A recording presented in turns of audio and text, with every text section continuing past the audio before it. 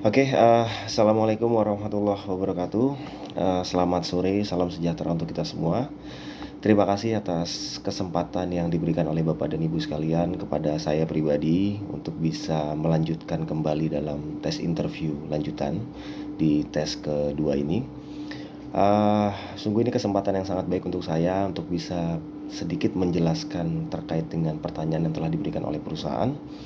Yaitu ada 2 poin yang diberikan pada saya, yaitu yang pertama, ceritakan pengalaman Anda selama menangani modern trade. Kemudian di poin kedua ada, apa strategi yang akan Anda lakukan dalam 3 bulan pertama bekerja.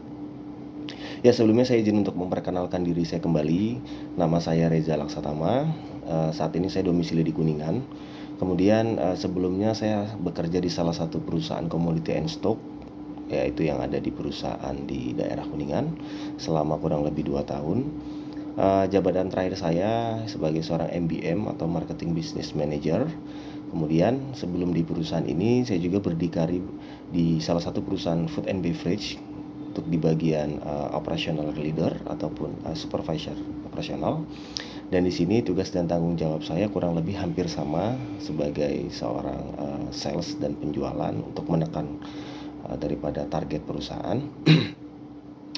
Untuk kembali ke pertanyaan yang telah diberikan oleh Bapak dan Ibu sekalian, yang pertama ialah ceritakan pengalaman Anda selama menangani modern trade atau MT.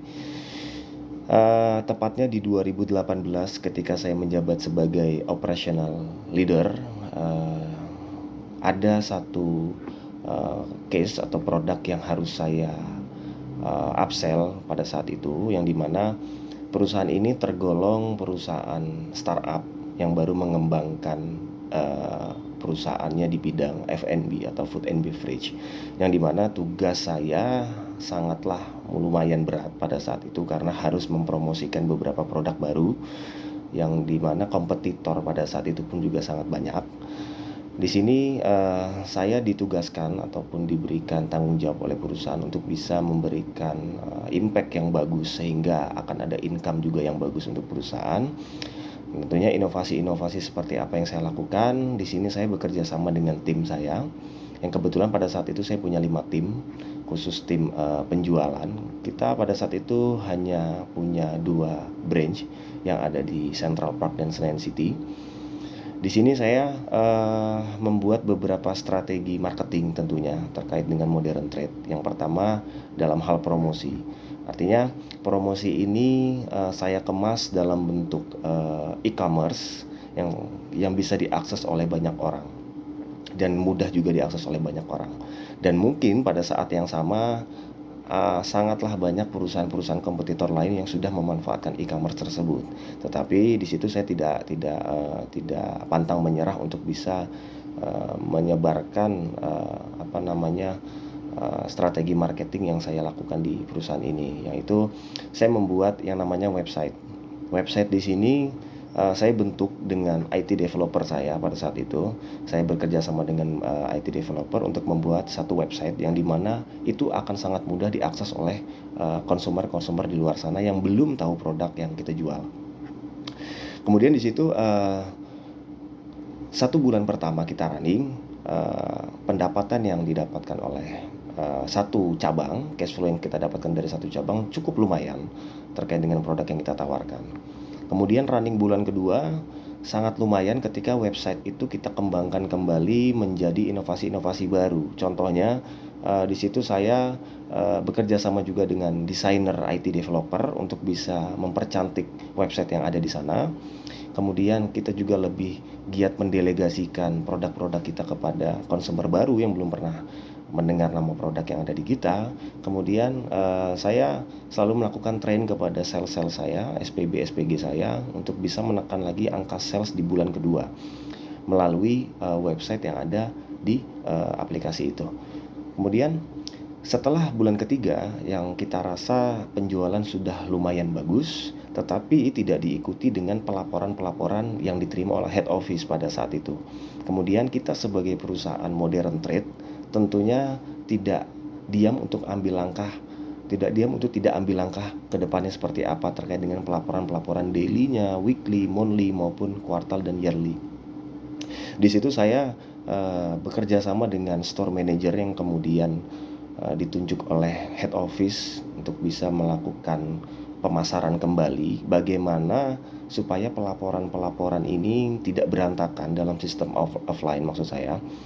Jadi saya bekerja sama untuk merencanakan sesuatu yang belum ada di store kita. Kebetulan store kita pada saat itu sudah ekspansi menjadi 3 cabang yang ada di CP, Sensi, dan juga Grand Indonesia. Kemudian pada saat di Grand Indonesia saya punya ide untuk membuat sistem POS, yaitu sistem pelaporan yang memudahkan sistem kasir yang ada di store untuk melakukan rekapitulasi dalam setiap hari, minggu maupun monthly atau bulanan. Setelah itu integritas daripada pelaporan ini sudah terconnecting dengan baik, yang artinya sudah mengikuti dengan produk yang kita jual, kemudian mengikuti dengan hasil yang kita dapatkan, dan juga pelaporan-pelaporan yang didapatkan oleh head office tidak berantakan. Dari situ pengalaman saya sih berpikir itu pengalaman yang sedikit berhasil menurut saya. Kenapa saya bilang sedikit berhasil? Karena ada beberapa metode yang perlu saya evaluasi pada saat itu terkait dengan manajemen tim atau kerjasama tim yang ada di sana masih kurang didelegasikan dengan baik, karena kita fokus pada saat itu dengan elektronik. Jadi kita fokus mengembangkan elektronik pada saat itu. Kemudian dari situ saya berpikir kalau memang elektronik ini kita kembangkan menjadi sebuah pelayanan baru, artinya harus ada maintenance di belakangnya, yaitu SDM yang berperan untuk menjalankan modern trade ini gitu. Nah, jadi di situ saya memutuskan untuk berdiskusi dengan pihak head office, melakukan rekrutmen untuk orang yang ahli di bidang maintenance terhadap teknologi tersebut. Yang alhamdulillah running bulan keempat kita sudah mendapatkan SDM yang sesuai dengan kriteria perusahaan, sehingga dia bisa menjalankan job desk dengan baik. Kemudian dari sini ini salah satu langkah yang mungkin sedikit diikuti oleh startup lainnya dalam bidang F&B. Mereka menerapkan sistem POS, juga menerapkan sistem website untuk bisa memasarkan produknya.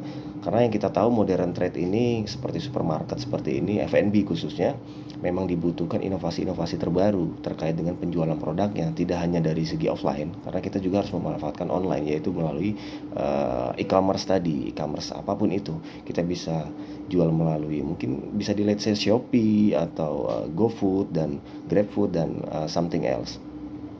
Kemudian salah satu langkah terbesar juga yang pernah saya lakukan ketika saya berdikari atau bekerja di perusahaan yang baru saya tinggalkan kemarin, yaitu perusahaan PT RFB, di mana RFB ini saya bekerja sebagai seorang analis lebih tepatnya, tetapi merangkap sebagai seorang marketing juga, bisa dibilang business consultant. Di sini saya dipercaya untuk menjadi seorang MBM atau marketing business manager, yang dimana saya harus bisa menyusun strategi pasar, target yang dibuat oleh perusahaan, bagaimana bisa menjualkan produk-produk yang ada di perusahaan. Kebetulan produk yang ada di perusahaan ini kita ada stok dan komoditi. Mungkin sebagian orang awam mendengar stock and commodity. Nah, disinilah langkah yang harus saya buat. Ini kan termasuk dalam modern trade juga sih ya. Jadi saya berdiskusi juga dengan tim saya, pada saat itu ada 10 orang. Saya berdiskusi bagaimana sih cara memasarkan saham di Indonesia gitu. Apalagi saham yang kita tawarkan pada saat itu saham dari luar. Artinya bukan multinasional punya, kita punya saham dari Hang Seng, dari Cina. Ini salah satu langkah yang mungkin sangat-sangat sulit bagi saya, karena pengalaman pertama saya untuk memasarkan produk digital lebih tepatnya, bukan produk yang terlihat. Di sini saya buat strategi marketing, saya menyebarkan website ini juga, saya akhirnya membuat website juga. Websitenya ini kurang lebih hampir sama dengan F&B. Saya masukkan website di sana, produk Hang Seng di sana, dan saya perkenalkan secara luas gitu. Kemudian saya menyusup kepada company-company. Jadi pada saat itu saya sempat buat terobosan, saya punya bekal untuk bisa present terhadap company langsung. Jadi saya present di depan orang banyak, sehingga orang banyak bisa melihat produk yang ditawarkan oleh perusahaan kita itu ternyata ada produk yang bukan hanya multinasional, bahkan internasional gitu. Dari situ alhamdulillah target 1 bulan dan 2 bulan saya berjalan, kita tercapai, yaitu investasi sebesar 2M, 2-3 M pada saat itu. Ini menjadi langkah terbaru juga untuk khususnya tim yang saya pegang, untuk bisa kita kembangkan kembali, kita inovasikan kembali, karena akan banyak kompetitor di luar sana yang mungkin akan berjibaku bisa membuat wadah-wadah promosi yang lebih bagus daripada kita. Nah, dari situ tentunya kita terus maintain bagaimana cara mengolah produk ini, mengemas produk ini menjadi lebih baik lagi, lebih bisa dilirik lagi. Nah, itu strategi itu yang selalu saya pikirkan setiap hari. Tidak hanya get to nasabah, tetapi saya harus memikirkan bagaimana sih cara untuk bisa memasarkan produk yang kita jual. Mungkin sedikit pengalaman yang telah saya lakukan untuk modern trade selama kurang lebih 3 tahun. Saya melakukan konsep-konsep ataupun strategi marketingnya seperti apa. Karena kalau modern trade sendiri memang dibutuhkan inovasi terhadap sesuatu. Bagaimana hal yang kita jual atau produk yang kita jual atau yang kita pasarkan itu bisa lebih akan dikenal oleh orang banyak.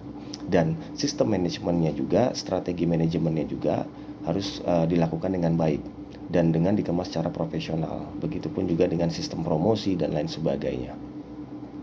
Oke, untuk strategi yang kedua, yaitu ada apa strategi yang akan Anda lakukan dalam 3 bulan pertama bekerja. Oke, saya selalu melakukan konsep gelas kosong. Artinya ketika saya masuk perusahaan, saya akan beradaptasi ataupun mempelajari produk knowledge yang ada di perusahaan tersebut, termasuk attitude, tanggung jawab, disiplin baru yang harus saya lakukan. Nah, dari sini saya tentunya akan menentukan rencana dan target di hari pertama saya. Jadi ketika saya sudah beradaptasi dengan produk knowledge tadi, ketika saya duduk di ruangan ataupun ketika saya berada dalam lingkup perusahaan, saya akan menentukan target di mana saya harus berkembang mulai hari ini dan starting saya di hari ini. Artinya running 1, 2, 3 bulan ke depan saya punya achievement gitu. Jadi itu yang selalu saya lakukan ketika saya masuk bekerja. Saya sudah ada di kursi perusahaan, saya selalu memikirkan saya harus punya strategi marketing, saya harus punya rencana, dan saya harus punya target pribadi. Saya biasanya menentukan target pribadi saya. Let's say contohnya seperti ini. Perusahaan membuat target 10.000 atau 100 juta income yang harus didapat dalam 1 bulan. Saya pribadi punya target 150 juta. Artinya ketika saya tidak bisa mencapai target saya sudah bisa mencapai target perusahaan. Itu prinsip yang selalu saya lakukan ketika menjalani dunia marketing ini. Kemudian hal yang saya lakukan yaitu saya akan perluas networking dan juga akan saya membuka new networking. Jadi tidak ada henti-hentinya untuk saya terus beradaptasi dengan orang-orang baru, karena dari situ kita bisa mendapatkan relasi yang lebih banyak, kita bisa mendapatkan ilmu yang lebih banyak, kita bisa mendapatkan jembatan untuk bisa menghubungkan kita kepada orang-orang yang mungkin akan berpotensi membeli produk kita. Nah, dari situ tentunya saya di luar saya mendevelop tim, juga saya akan mencoba jalur keluar untuk bisa berkenalan dengan orang-orang baru. Nah, di sini pentingnya juga sebagai seorang leader khususnya atau itu supervisor, manager, untuk bisa mengelola tidak hanya di dalam perusahaan tetapi di luar perusahaan. Kemudian strategi yang akan saya lakukan juga beradaptasi dengan tim saya. Nah, pendekatan yang saya lakukan ialah pendekatan karakter.